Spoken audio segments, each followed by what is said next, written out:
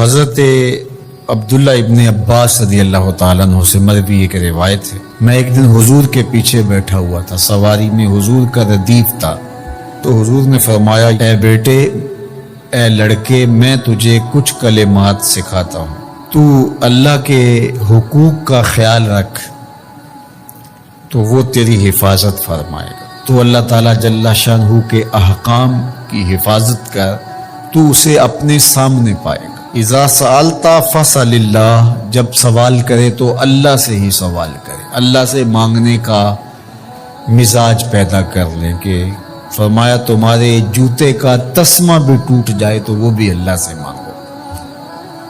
ضرور بازار میں جاؤ دکاندار سے، لیکن حقیقی طلب اللہ سے ہونی چاہیے۔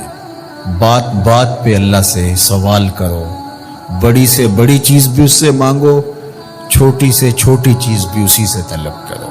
ہماری ساری ضرورتوں کا کفیل ہمارا رب، ہمارا مالک ہے۔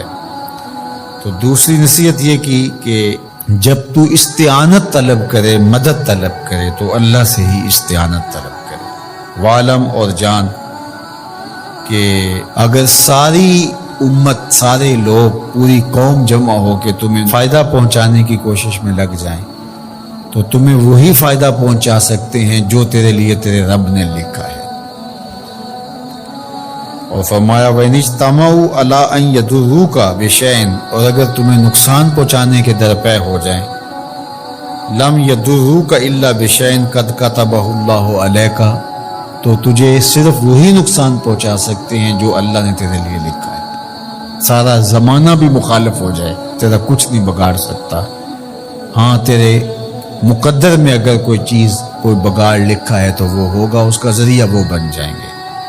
تو اس لیے پھر اسی سے مانگو، اسی سے طلب کرو۔ رفعت الاقلام وجفت الصحف، جو لکھنا تھا اللہ نے لکھ دیا، لکھنے کے بعد قلم اٹھا لیا گیا، اور جن صحیفوں پہ لکھا تھا وہ خشک ہو گئے۔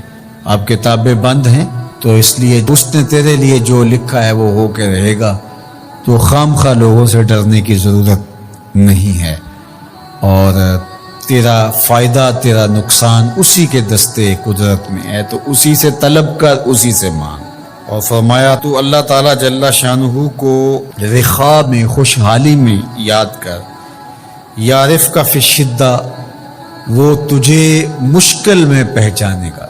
یعنی جو شخص خوشحالی کے دور میں اس کے پاس دولت ہے، صحت ہے، تو اللہ تعالیٰ کو فراموش نہیں کرتا، اللہ اس کی بدحالی کے زمانے میں اس کو فراموش نہیں کرتا۔